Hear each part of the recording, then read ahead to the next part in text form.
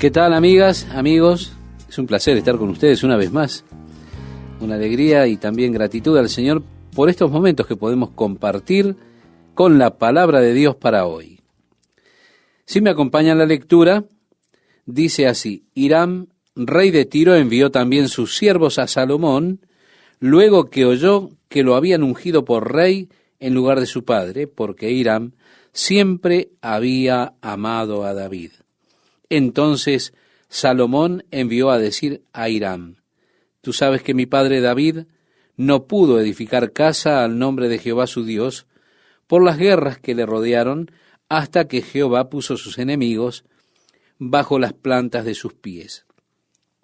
Ahora Jehová mi Dios me ha dado paz por todas partes, pues ni hay adversarios ni mal que temer.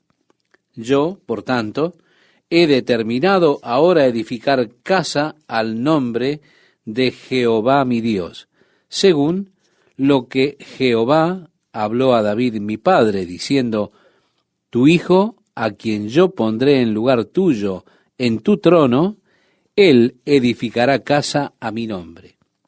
Manda, pues, ahora que me corten cedros del Líbano, y mis siervos estarán con los tuyos, y yo te daré por tus siervos el salario que tú dijeres, porque tú sabes bien que ninguno hay entre nosotros que sepa labrar madera como los sidonios. Cuando Hiram oyó las palabras de Salomón, se alegró en gran manera, y dijo: bendito sea hoy Jehová, que dio hijo sabio a David sobre este pueblo tan grande.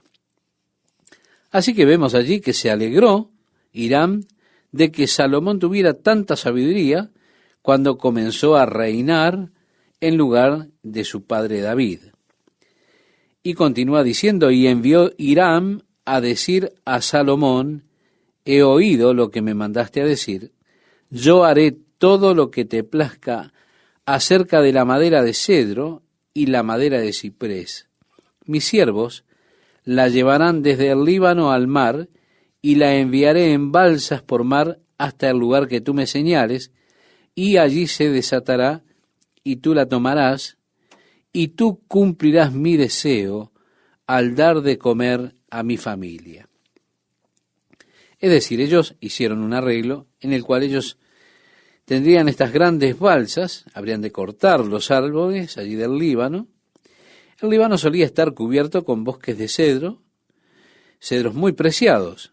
Muchos de ellos, lamentablemente, fueron destruidos durante el tiempo del reinado de los turcos en ese lugar. Pero aún en el día de hoy hay algunos bosques pequeños que quedan allí en el Líbano con estas maderas. Es trágico, ¿verdad? Solía ser hermoso, un área con muchos bosques. Hoy solo quedan unos poquitos árboles. Pero entonces ellos cortaban estos grandes cedros y además hicieron las balsas, las llevaron por el mar Mediterráneo hacia la ciudad portuaria de Jope, que está probablemente a unos 24 kilómetros medidos desde la ciudad de Tiro. Desde allí de Jope, ellos las llevarían por tierra hasta Jerusalén, cubriendo así una distancia de unos 56 kilómetros, con esos troncos que eran realmente enormes. La tarea sin duda era tremenda.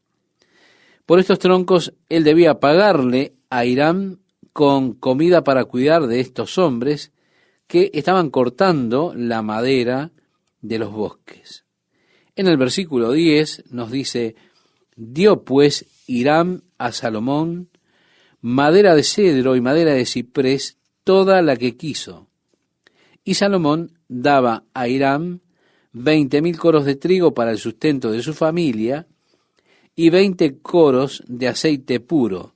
Esto daba Salomón a Hiram cada año. Estamos hablando de una medida de aceite que oscilaba entre 170 y 300 litros de aceite. Este era el tributo anual o el pago que él le daba a los hombres para que pudieran comer. Continúa diciéndonos: Jehová pues dio a Salomón sabiduría, como le había dicho, y hubo paz entre Hiram y Salomón, e hicieron pacto entre ambos. Y el rey Salomón decretó leva en todo Israel, y la leva fue de 30,000 hombres, los cuales enviaba al Líbano de 10,000 en 10,000 cada mes por turno, viniendo así a estar un mes en el Líbano y 2 meses en sus casas. Y Adoniram estaba encargado de aquella leva. Bien, él tenía 30,000 hombres, 10,000 yendo cada mes. Yendo al Líbano, por supuesto, para trabajar, ayudando en el trabajo de cortar la madera y demás cosas. En el verso 15 dice: tenía también Salomón 70,000 que llevaban las cargas y 80,000 cortadores en el monte. Es decir, que cargaban los troncos o trabajaban con los troncos y demás. Cuando usted tiene 70,000 hombres trabajando, sin duda usted puede mover unos cuantos troncos, ¿verdad? Allí habían 80,000 hombres que cortaban esos troncos. Realmente era un gran contingente de trabajos que había que hacer en aquel lugar. El versículo 16, en este capítulo 5, nos dice: sin los principales oficiales de Salomón, que estaban sobre la obra, 3,300, los cuales tenían a cargo el pueblo que hacía la obra. Y mandó el rey que trajesen piedras grandes, piedras costosas, para los cimientos de la casa, y piedras labradas. Y los albañiles de Salomón, y los de Irán, y los hombres de Gebal cortaron y prepararon la madera y la cantería para labrar la casa.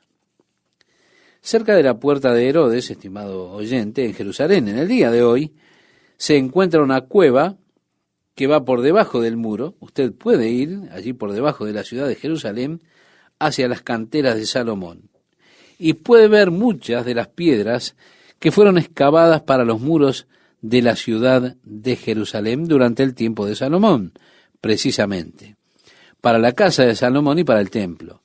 Esas canteras aún están allí y se puede ver las marcas del cincel que quedó en la pared donde ellos cortaron. Lo que ellos hacían realmente, las piedras que están bajo esa área son piedras calizas y están en capas. Es piedra excelente para construir porque muchas de ellas son de caras bien planas. ¿Cómo hacían ellos? Lo que hacían era cavar hoyos en la roca.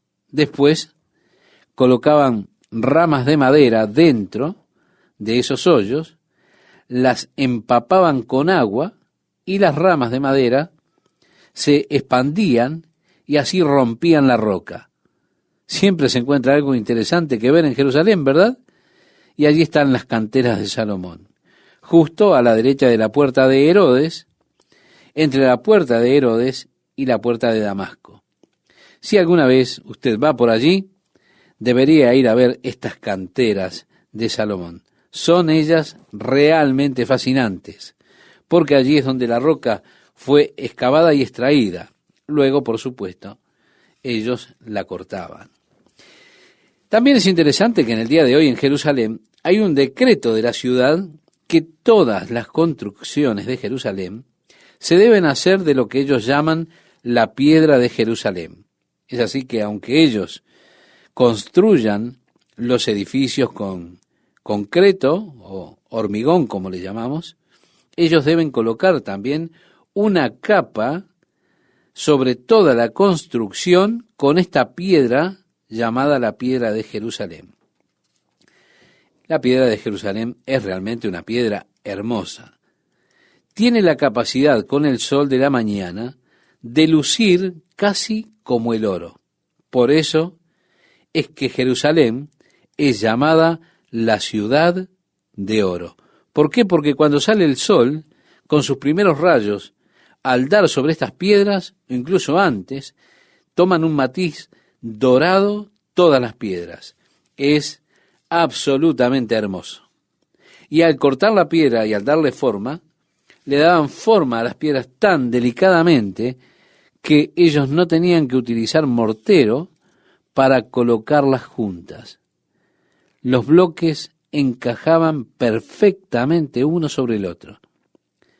Mire, yo vi la esquina del templo del monte que fue hecho durante el tiempo de Herodes con esas piedras gigantes.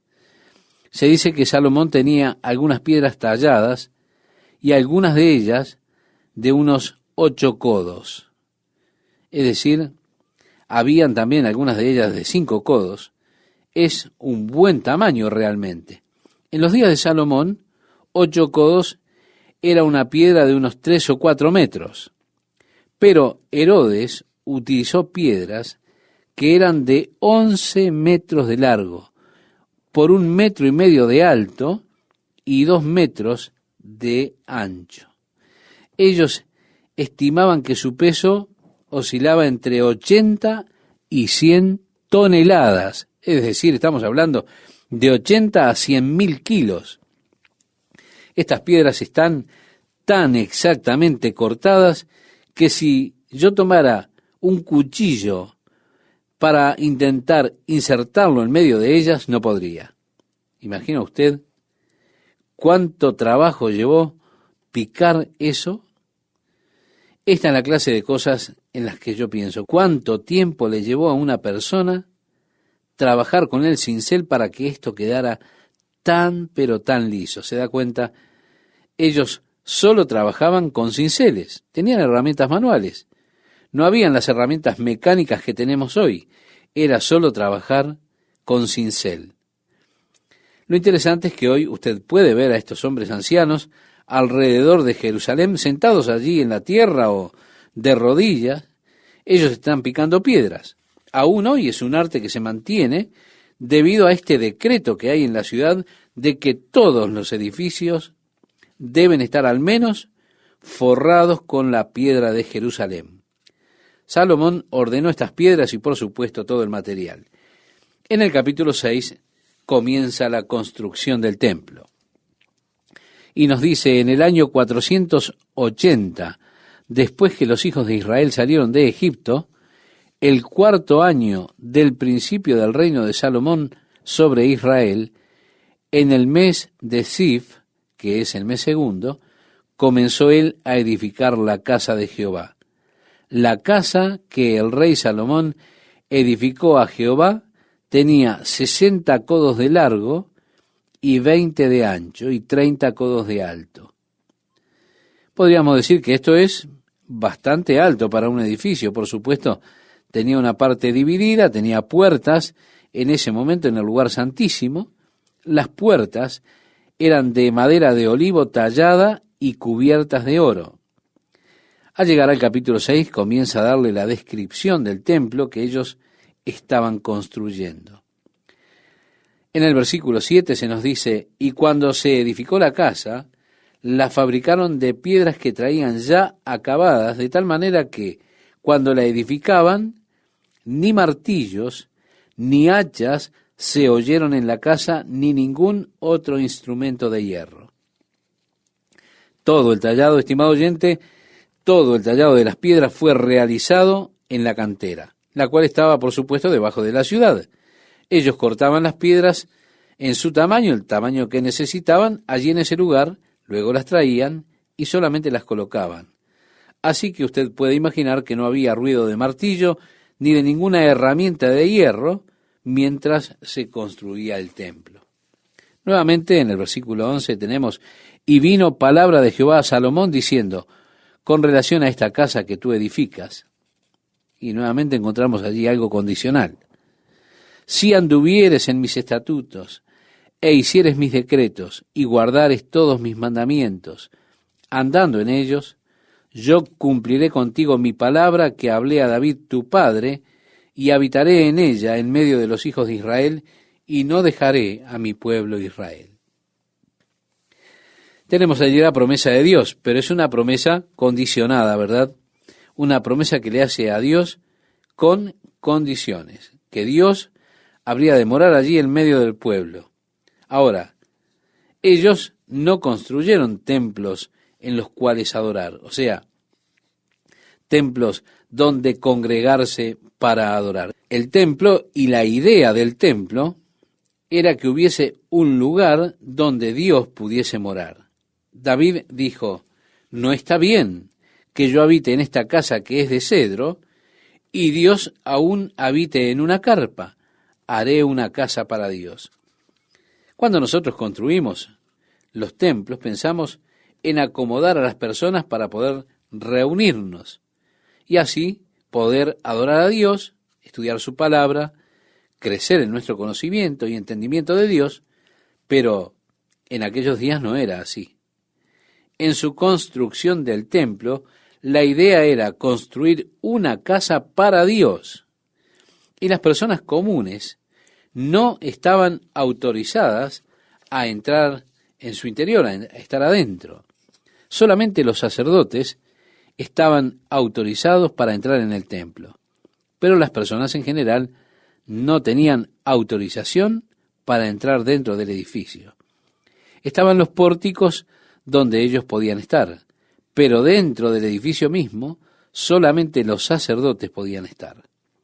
Así que no era un centro de adoración como los edificios que tenemos hoy en la iglesia, donde nuestra idea es acomodar a las personas, reunirnos para adorar a Dios, etc.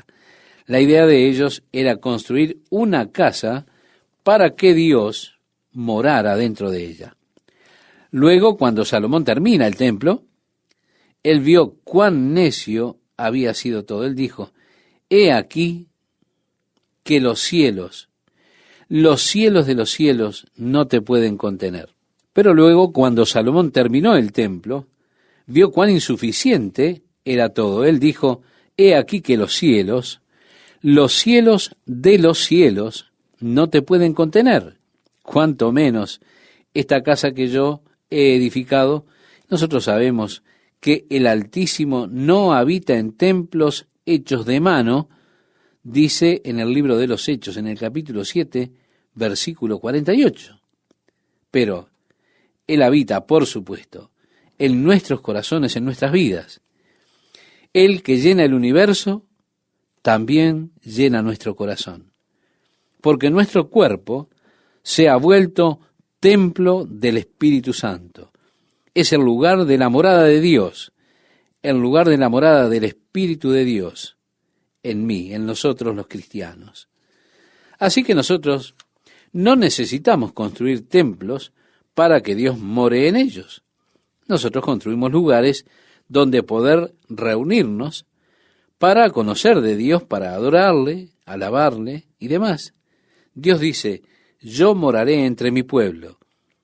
Mientras ellos caminen en mis estatutos, guarden mis mandamientos, yo moraré entre ellos y no me olvidaré de mi pueblo Israel. Y así continúa y cuenta de la construcción de la casa de Dios y del lugar santísimo, de los dos querubines que construyeron para estar allí en el lugar santísimo, tallados en madera de olivo y luego todos bañados en oro, y de las alas expandidas de los querubines. Ellos estaban ubicados en el lugar santísimo. En ese momento el único mobiliario que había en el lugar santísimo era el arca del pacto, y los querubines dorados estaban sobre el arca del pacto. Así como el tabernáculo era un modelo del cielo, el templo, en cierto sentido, se volvió también un modelo del cielo, porque el diseño era muy parecido al diseño del tabernáculo, con el lugar santo en la parte más afuera, donde el sacerdote entraba cada día, llevando los sacrificios y demás para rociar ante el trono de la gracia. Pero luego estaba el lugar santísimo, con el arca del pacto, y eso estaba todo revestido con oro, con los querubines con oro y el arca del pacto en el centro de ese lugar. El arca del pacto estuvo perdida o fue escondida durante el tiempo del sitio de Nabucodonosor en Jerusalén. Hay algunos rumores de que Jeremías escondió el arca del pacto, pero el arca del pacto no estaba en el templo de Herodes. Tal vez está en algún lugar de la tierra, quizá en algún lugar exista todavía el arca del pacto. Sería un hallazgo arqueológico realmente fascinante, porque en el Arca del Pacto se encuentran las dos tablas de piedra sobre las cuales Dios mismo escribió los 10 mandamientos. ¿Se imagina qué fascinante sería encontrar el arca dorada y dentro esas dos tablas de piedra con la inscripción de Dios en ellas? ¿Qué tal, amigos? ¿Cómo están? Si recuerda, la construcción de la casa de Dios le llevó a Salomón 7 años. Así, en el pasaje que hemos escogido para este día, nos dice que después edificó Salomón su propia casa en 13 años y la terminó toda. Esto muestra hacia dónde comenzaban o hacia dónde se dirigían las prioridades de Salomón. Luego continúa y se nos dice las dimensiones que tenía la casa de Salomón, los cimientos, esas piedras enormes y costosas. Hiram le estaba dando todo en cuanto al cedro para la construcción. Se nos dice de los pilares de bronce, 2 pilares que ellos hicieron a la entrada del templo, y a uno lo llamaban Jaquín y al otro Booz. Significan estas palabras: Él se establecerá y Booz en su fortaleza. El propósito de estos 2 pilares llevó a muchas conjeturas, pero nosotros realmente no vamos a entrar en eso. Él será establecido y en su fortaleza. Por supuesto, hay un grupo de personas que inventan muchas cosas acerca de los 2 pilares de bronce y del templo de Salomón. Y muchos cristianos místicos dicen muchas cosas de los 2 pilares de bronce. Más adelante, ellos fueron llevados a Babilonia. Pero luego también una pila lavatoria de bronce y 12 bueyes, 3 mirando hacia el norte, 3 hacia el este, hacia el sur y el oeste, todos ellos mirando hacia afuera. Luego estaba esa gran piscina de bronce en la cima, casi del tamaño, podríamos decir, de una piscina, cuando vemos las dimensiones que tenían. Contenía cerca de 60.000 litros de agua. Esta era para el baño sacerdotal. Recuerde usted que afuera del tabernáculo existía un lavatorio de bronce para que se lavara allí el sacerdote. Bien, ellos hicieron uno más elaborado aquí en el templo, colocando estos bueyes y demás cosas. Si usted puede conseguir un manual de la Biblia, tienen allí impresiones de artistas de cómo luciría este lavatorio. Es muy interesante. Creo que muchas veces ayuda a ver las cosas que fueron hechas artísticamente. Los 12 bueyes y este gran lavatorio en la cima, y luego todos los lavatorios y demás cosas que ellos hicieron para el trabajo interior, para los candeleros, y todo lo demás que estaba hecho de oro. Todo lo que era para el altar en el exterior era de bronce. Recuerde que el bronce es un metal que siempre es un símbolo de juicio. Así que el hecho de lavarse en este lavatorio de bronce implicaba juicio, es decir, la necesidad de limpieza. El altar mismo estaba bañado en bronce, es decir, allí tenemos nuevamente la figura de juicio. Todos los instrumentos que se relacionaban con los sacrificios de los animales estaban hechos de ese metal. Pero aquellos que tenían que ver con el compañerismo, la comunión, la adoración a Dios allí dentro, todo eso no estaba hecho de bronce, sino de oro, simbolizando la naturaleza divina. Así nosotros ahora estamos entrando a lo divino, a lo celestial, al área de Dios, y esto estaba todo construido de oro. Somos reiterativos, recuerden, los demás instrumentos eran de bronce. En el capítulo 7 se trata con los distintos instrumentos, aquellos que eran de bronce y aquellos que eran de oro. En el capítulo 8, Salomón reunió a los ancianos de Israel y a todos los principales de las tribus, y ellos trajeron el arca del pacto al templo. Y allí dice cómo lo hicieron. La gloria del Señor vino, llenó el templo. Sí, allí estaba la gloriosa presencia de Dios. Así como lo estuvo, si usted recuerda, en el momento en que fue dedicado el tabernáculo allá en el desierto. Ahora, nuevamente aquí tenemos la presencia de Dios llenando el templo. Salomón allí ofreció su oración de dedicación del templo ante Dios. Esta oración dedicatoria de Salomón es, por supuesto, un clásico cuando él habla primero de su construcción del templo. Y en el versículo 17, si usted me acompaña en la lectura, estimado oyente, él dice: y David mi padre tuvo en su corazón edificar casa al nombre de Jehová, Dios de Israel. Pero Jehová dijo a David mi padre: cuanto a haber tenido en tu corazón edificar casa a mi nombre, bien has hecho en tener tal deseo. Es decir, Dios lo contó esto a David como si él lo hubiera hecho, porque él no tenía en su corazón hacerlo, a pesar que Dios no le permitió a David que lo hiciera. Dios tenía sus motivos y tiene muchas veces esos motivos por encima de las acciones. Es posible que nuestras acciones sean correctas, pero con motivos equivocados. Y eso no es agradable delante de Dios. Usted tal vez tenga motivos correctos, pero no se llevan de acuerdo con la acción. El hecho de que el motivo, el deseo que hay, es aceptado por Dios, muestra que la acción fue correcta. El hombre siempre mira la apariencia externa, pero Dios mira el corazón. Dios ve por encima de aquello que usted hace lo que lo motiva a usted.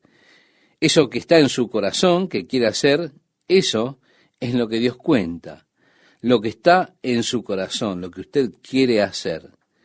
No siempre soy capaz de hacer lo que está en mi corazón, ¿se da cuenta? Tal vez una persona sea alguien muy generoso, pero no tiene nada para dar. Entonces Dios ve igualmente el corazón de esa persona. Dios ve el deseo que tiene ese corazón de dar, a pesar de que no tiene nada para dar. Y Dios cuenta entonces el deseo del corazón, inclusive más que una persona que es rica y que le da a Dios de su riqueza una miseria. Recuerda a Jesús hablando acerca de la viuda: ella dio más que el resto. A pesar de lo que dio, era muy poco, ella dio todo lo que tenía. El resto dio de su abundancia. Y eso para Dios no cuenta, porque Dios ve el corazón. Él conoce el motivo del corazón. Estaba en el corazón de David construir el templo. Y en cuanto estaba eso en su corazón, Dios vio y dijo que estaba bien. Estaba en el corazón de David hacerlo. Ahora, él no pudo hacerlo, porque había mucha sangre en sus manos. Él era un hombre de guerra, era un guerrero. Por eso leemos en el versículo 19: pero tú no edificarás la casa, sino tu hijo que saldrá de tus lomos, él edificará casa a mi nombre. Y Jehová ha cumplido su palabra que había dicho. Esta confirmación de la fidelidad de Dios en cumplir su palabra es algo a lo que nosotros debemos prestar mucha atención. En el versículo 20 podemos ver, porque usted puede estar seguro, estimado oyente, de que Dios ha de cumplir su palabra. Y ahora Salomón está afirmando el hecho que Dios ha cumplido. A partir del versículo 20 nos dice: porque yo me he levantado en lugar de David mi padre, y me he sentado en el trono de Israel como Jehová había dicho, y he edificado la casa al nombre de Jehová Dios de Israel, y he puesto en ella lugar para el arca, en la cual está el pacto de Jehová que él hizo con nuestros padres cuando los sacó de la tierra de Egipto. Ahora en la oración de Salomón leemos: luego se puso Salomón delante del altar de Jehová en presencia de toda la congregación de Israel y extendiendo sus manos al cielo. Vemos ahora a Salomón allí de pie, toda la congregación está reunida, la congregación de Israel, y a Salomón levantando sus manos, y allí comienza la oración de dedicación. Jehová, Dios de Israel, no hay Dios como tú, ni arriba en los cielos ni abajo en la tierra, que guardas el pacto y la misericordia a tus siervos, los que andan delante de ti con todo su corazón. Qué hermoso, ¿verdad? Dios, no hay Dios como tú. Que has cumplido a tu siervo David, mi padre, lo que le prometiste, lo que dijiste con tu boca, y con tu mano lo has cumplido, como sucede en este día. Mire, estimado oyente, siempre es glorioso que miremos el cumplimiento de la obra de Dios, las promesas de Dios, y que digamos, Señor, tú lo has dicho, y así es. A partir del verso 25, seguimos leyendo, nos dice, ahora pues, Jehová Dios de Israel, cumple a tu siervo David, mi padre, lo que le prometiste, diciendo, no te faltará varón delante de mí que se siente en el trono de Israel, con tal que tus hijos guarden mi camino y anden delante de mí, como tú has andado delante de mí. Ahora pues, oh Jehová Dios de Israel, cúmplase la palabra que dijiste a tu siervo David, mi padre. Pero, ¿es verdad que Dios morará sobre la tierra? He aquí que los cielos de los cielos, no te pueden contener, cuanto menos esta casa que yo he edificado. Vemos aquí, estimado oyente, el reconocimiento de Salomón de esta situación absurda. Los cielos de los cielos no pueden contener a Dios. Por eso él pregunta, ¿cuánto menos esta casa que yo he edificado? Y sigue diciendo, con todo, tú atenderás a la oración de tu siervo y a su plegaria, oh Jehová Dios mío, oyendo el clamor y la oración que tu siervo hace hoy delante de ti. Que estén tus ojos abiertos de noche y de día sobre esta casa, sobre este lugar del cual has dicho, mi nombre estará allí, y que oigas la oración que tu siervo haga en este lugar. Oye, pues, la oración de tu siervo y de tu pueblo Israel, cuando oren en este lugar. También tú lo oirás en el lugar de tu morada en los cielos. Escucha y perdona. Qué hermoso. Señor, cuando ellos oren en este lugar, escucha desde tu morada en los cielos. Nosotros realmente sabemos que tú no moras aquí, tú moras en el cielo, pero escucha, y cuando escuches, oh Dios, perdona. Salomón ahora prevé varias situaciones que tal vez tengan lugar. Él dice, si alguno pecare contra su prójimo, y le tomaren juramento haciéndole jurar, y viniere el juramento delante de tu altar en esta casa, tú oirás desde el cielo y actuarás, y juzgarás a tus siervos, condenando al impío, y haciendo recaer su proceder sobre su cabeza, y justificando al justo para darle conforme a su justicia.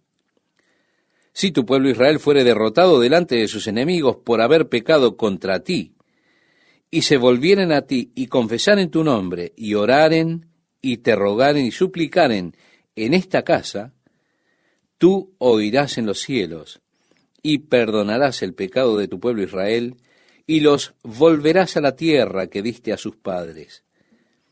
Si el cielo se cerrare y no lloviere, por haber ellos pecado contra ti, yo quiero que usted, estimado oyente, note que él atribuye las calamidades nacionales a los pecados de la nación.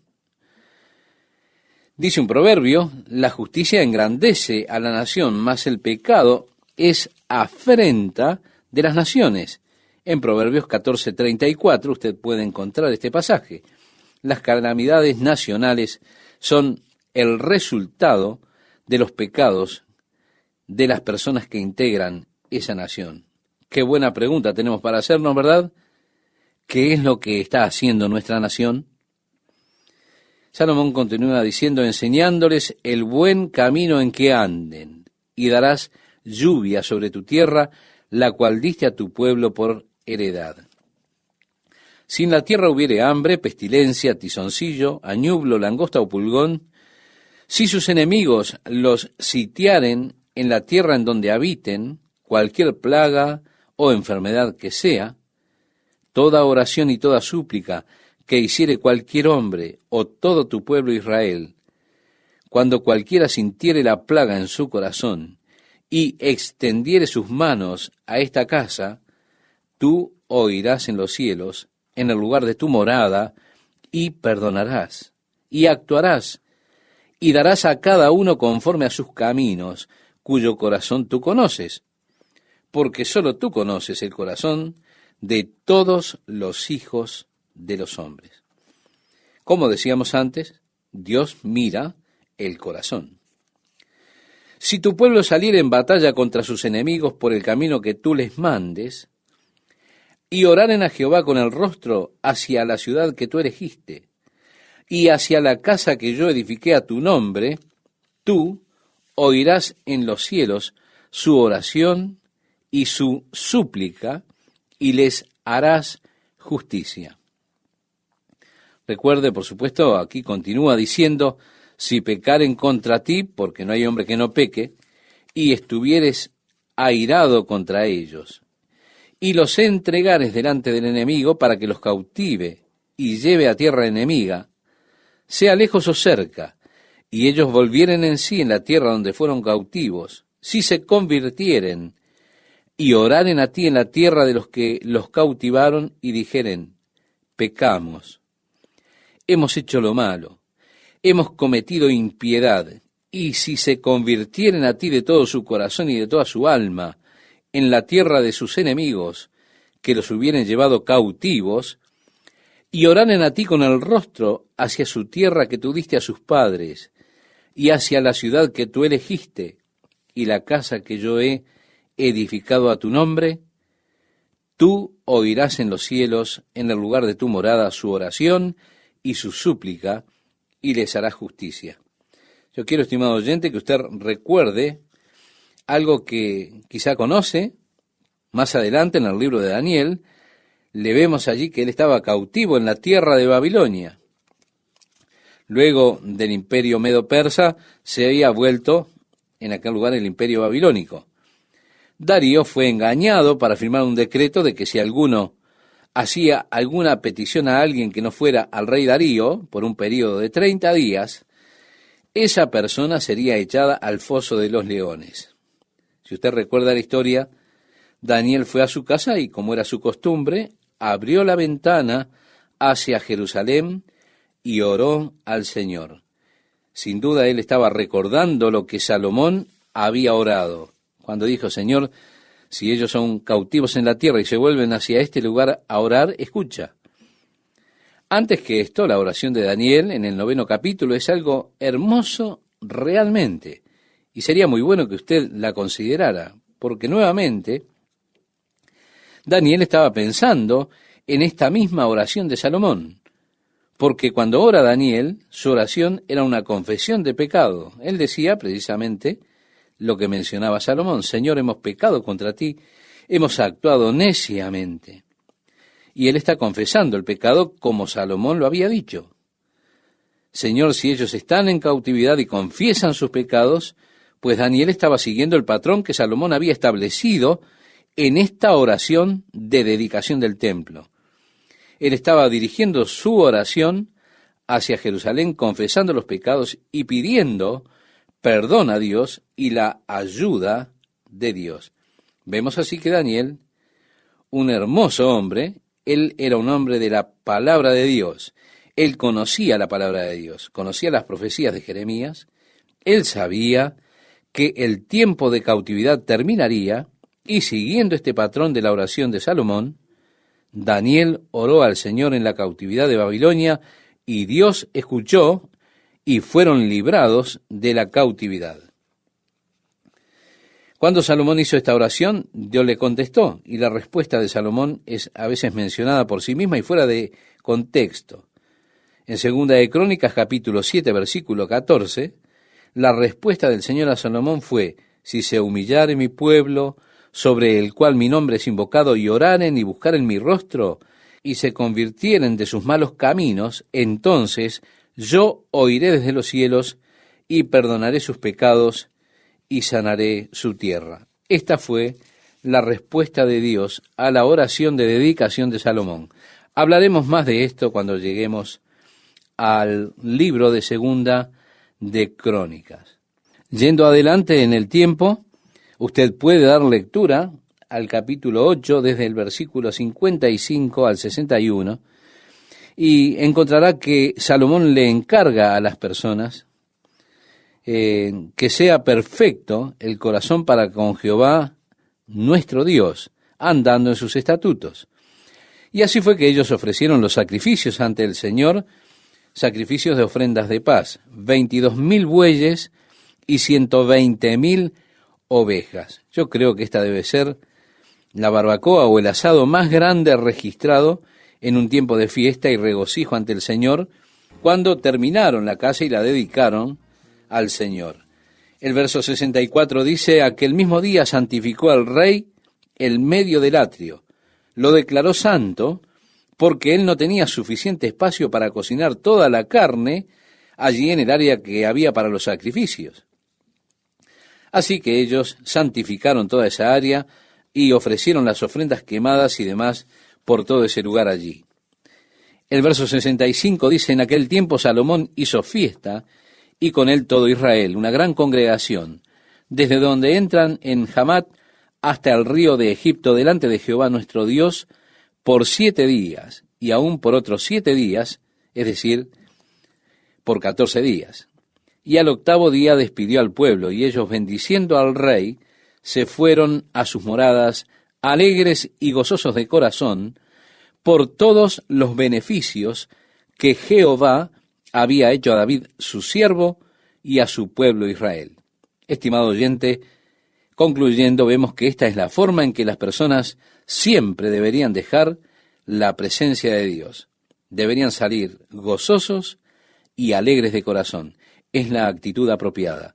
Habiendo estado con Dios, estando en comunión con Dios, siempre debiera existir en el interior ese gozo y esa alegría. ¿Qué tal, amigos? Qué gusto estar con ustedes nuevamente compartiendo estos momentos con la palabra de Dios para hoy. Cuando comenzó el reinado de Salomón, el Señor le apareció a Salomón cuando él estaba en Gabaón ofreciendo los sacrificios para Dios. Básicamente el Señor le dijo a Salomón: pídeme lo que quieras. Fue así que Salomón entonces le pidió al Señor que le diera sabiduría y entendimiento para poder gobernar sobre aquel glorioso pueblo de Dios. Dios se agradó del pedido de Salomón. ¿Por qué? Porque él no pidió riquezas o no pidió la vida de sus enemigos, fama. Entonces el Señor le dijo: porque has pedido tener sabiduría y entendimiento, yo te daré lo que has pedido, pero también te daré mucho más que eso. Te daré honor, fama y riquezas, y todo en abundancia. Cuando llegamos al capítulo 9, entonces encontramos que el Señor se aparece a Salomón por segunda vez. Salomón ya había terminado el templo, que le llevó 7 años construir. También había finalizado su propio palacio, que le llevó 13 años construirlo. Así que podemos ver que todo este proyecto llevó 20 años de construcción. Ahora está terminado y el Señor le aparece por segunda vez a Salomón y, por supuesto, le habla. Él había ya ganado en fama, en estatura, en notoriedad por todo el mundo, por esa maravillosa sabiduría que Dios le había dado y por las glorias del reino que él había establecido. Así que cuando terminó la construcción tenemos este pasaje del libro de Reyes, el primer libro en el capítulo 9, desde el versículo 2, donde leemos: Jehová apareció a Salomón la segunda vez, como le había aparecido en Gabaón. Y le dijo Jehová: yo he oído tu oración y tu ruego que has hecho en mi presencia. Yo he santificado esta casa que tú has edificado, para poner mi nombre en ella para siempre, y en ella estarán mis ojos y mi corazón todos los días. Aquí el Señor se está refiriendo a la oración de dedicación del templo que había hecho Salomón y que nosotros vimos en el programa anterior. Luego que él termina el templo, él hizo esa gloriosa oración de dedicación al pedirle al Señor que sus ojos estuvieran sobre esa casa para siempre. Si las personas estuvieran en problemas, si hubiesen plagas en la tierra, si hubiese guerra, si fueran llevados cautivos, lo que fuera, entonces cuando las personas oraran y buscaran al Señor en esta casa, el Señor los oiría y respondería a sus necesidades. Así el Señor respondió a Salomón en cuanto a aquella oración de dedicación, y él menciona el hecho de que el Señor escuchó su oración. Pero ahora el Señor dijo: y si tú anduvieres delante de mí como anduvo David tu padre, en integridad de corazón y en equidad, haciendo todas las cosas que yo te he mandado, y guardando mis estatutos y mis decretos, yo afirmaré el trono de tu reino sobre Israel para siempre, como hablé a David tu padre, diciendo: no faltará varón de tu descendencia en el trono de Israel. Estimado oyente, nuevamente me gustaría señalar el hecho de que aquí tenemos una promesa condicionada. Es decir, Dios expresa: si tú anduvieres delante de mí como anduvo David tu padre, yo afirmaré el trono de tu reino sobre Israel para siempre. Es decir, es una promesa condicionada de Dios, la que ellos luego, por supuesto, fracasaron en obedecerla. De esa manera Dios no estaba entonces obligado a guardar su promesa. Bien, como he señalado, el grupo conocido como israelitas británicos, aquellos que intentan identificar las razas anglosajonas como las 10 tribus perdidas de Israel, ellos hacen un gran hincapié en que Dios hizo un pacto perpetuo con David, que nunca faltaría uno de la familia de David sentado sobre su trono. Y esa es su premisa, de que la reina de Inglaterra en el día de hoy es una descendiente directo de David, porque Dios está guardando su promesa. Y que Jeremías huyó de Israel en el tiempo de la cautividad babilónica y llevó una de las princesas hacia Egipto, luego fue a Inglaterra y estableció una colonia allí en Inglaterra, y es donde están las personas anglosajonas, una parte de las 10 tribus perdidas de Israel.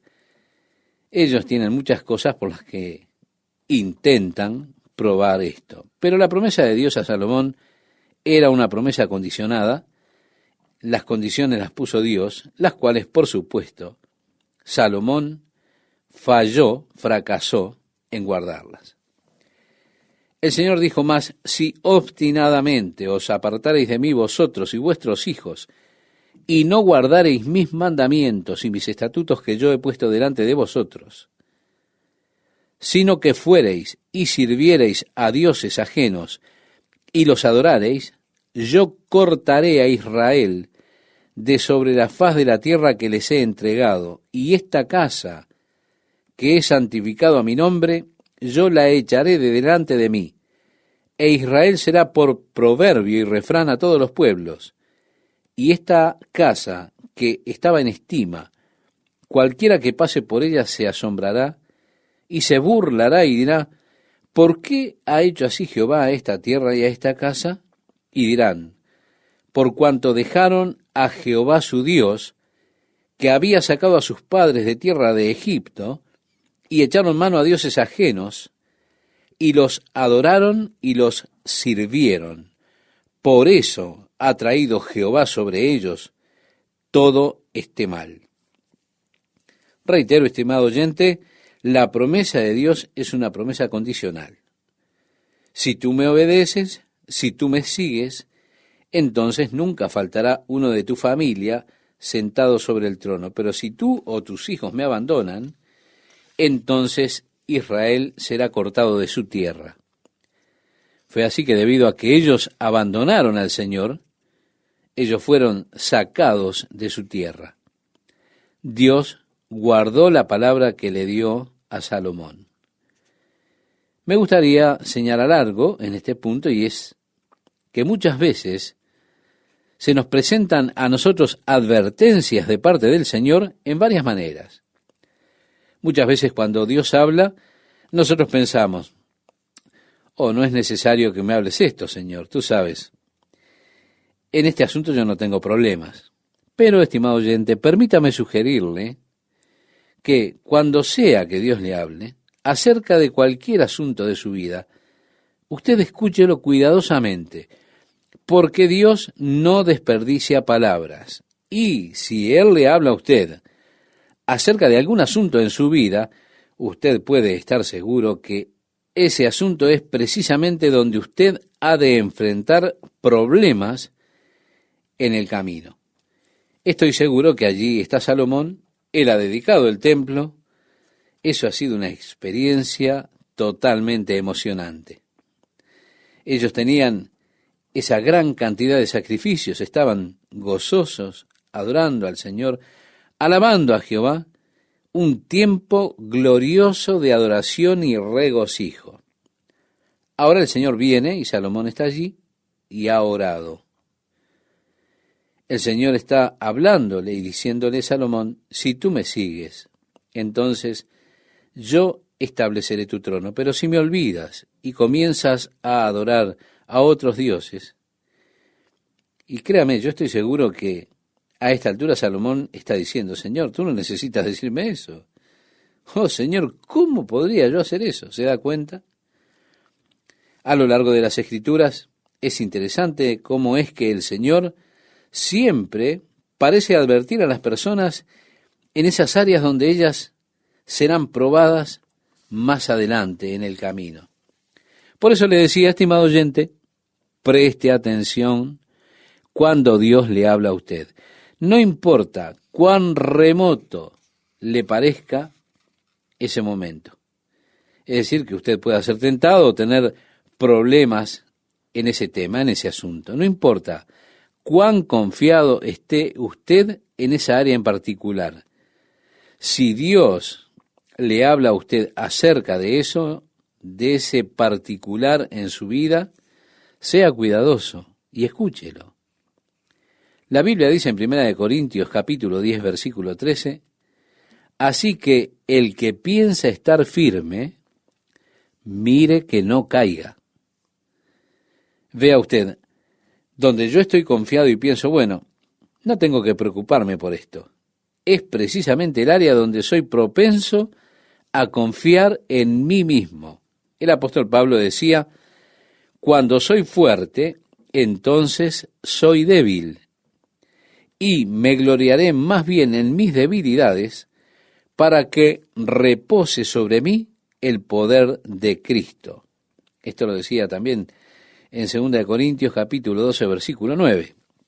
Generalmente Satanás no nos hará tropezar en nuestras debilidades porque en esos puntos nosotros sabemos que debemos depender del Señor.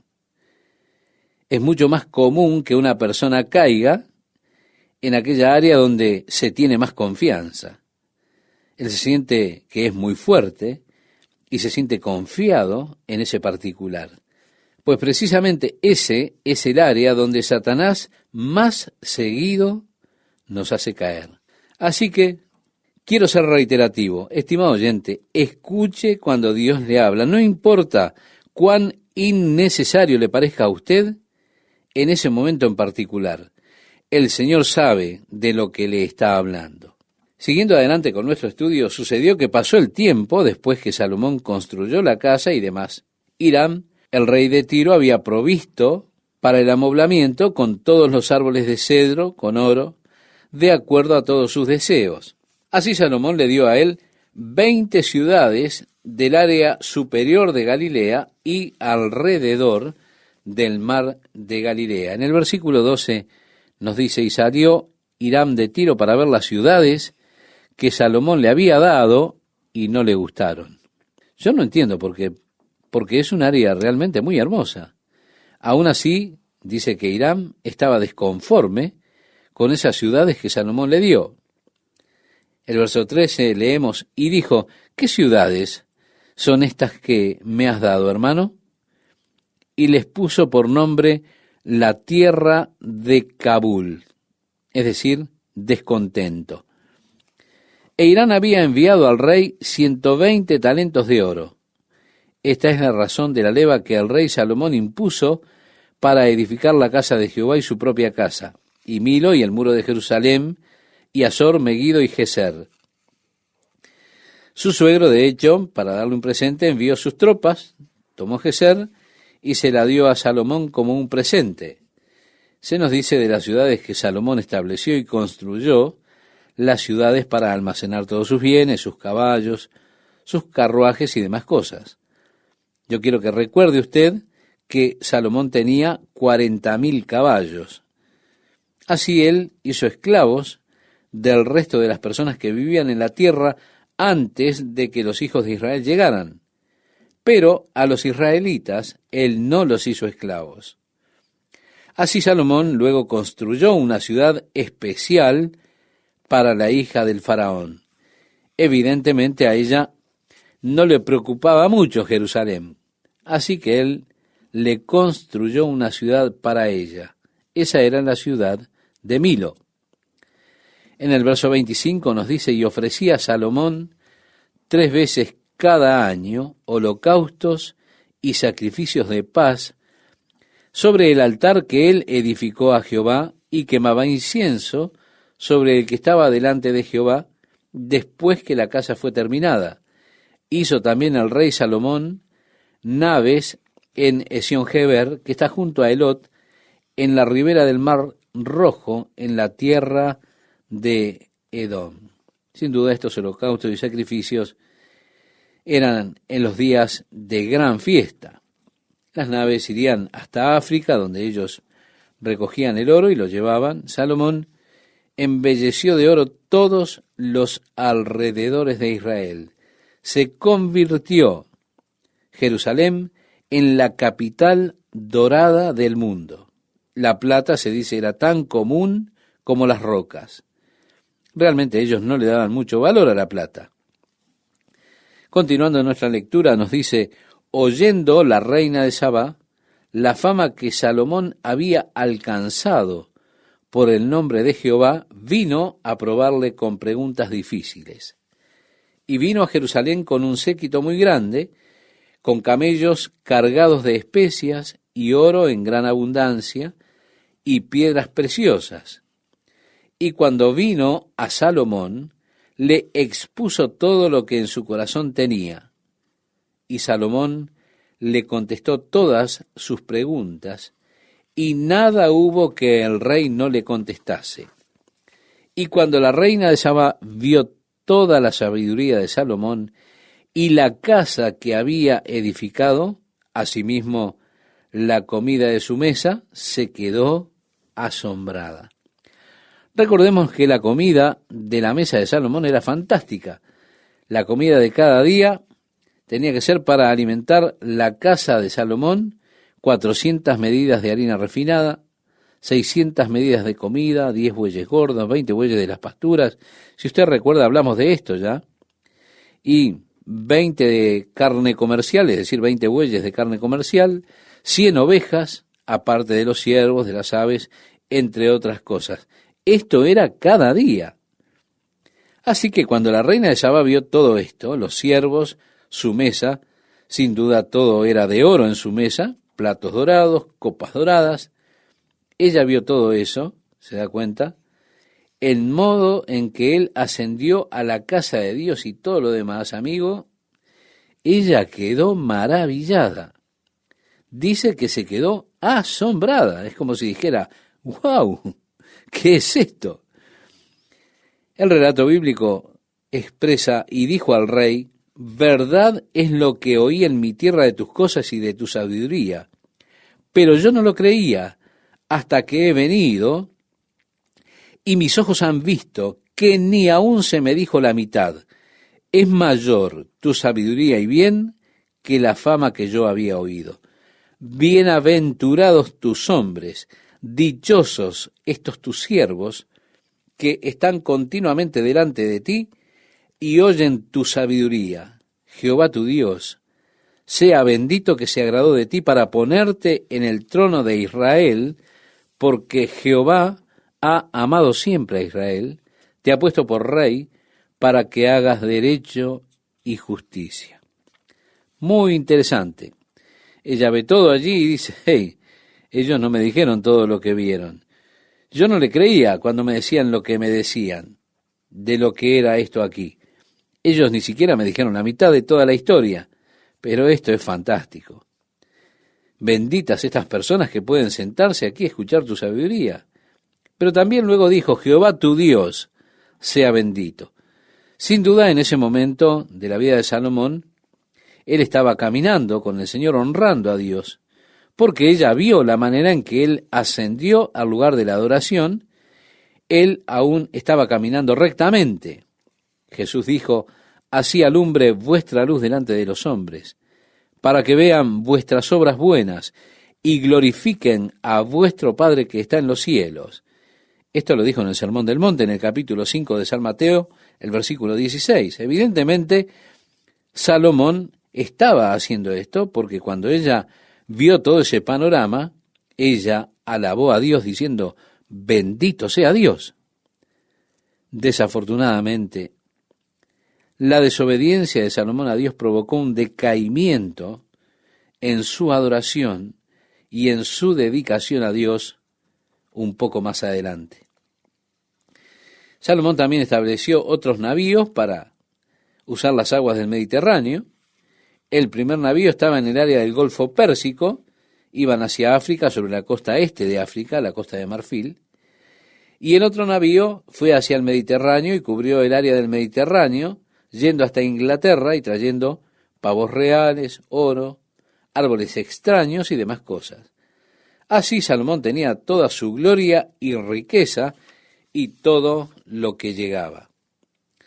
Dice el verso 14, el peso del oro que Salomón tenía de renta cada año era 666 talentos de oro. Qué número interesante, ¿verdad? Sin lo de los mercaderes y lo de la contratación de especias y lo de todos los reyes de Arabia y de los principales de la tierra. Hizo también el rey Salomón 200 escudos grandes de oro batido, 600 siclos de oro gastó en cada escudo. Asimismo hizo 300 escudos de oro batido, en cada uno de los cuales gastó 3 libras de oro. Y el rey los puso en la casa del bosque del Líbano. ¿Puede imaginarse esto, estimado amigo? Al precio de mercado del oro que tenemos hoy, él hizo este fantástico trono. Él hizo el trono de marfil y lo cubrió con oro, con 2 leones que estaban tallados a sus lados. Las vasijas eran de oro, nada era de plata. La plata no tenía valor en los días de Salomón. El rey tenía los navíos para Tarsis, otra flota para África, grandes riquezas. Eso nos dice de toda la gloria y demás que tenía Salomón. En el versículo 28 leemos, y traían de Egipto caballos y lienzos a Salomón, porque la compañía de los mercaderes del rey compraba caballos y lienzos. Así, estimado oyente, podemos ver la grandeza de la gloria del reino de Salomón.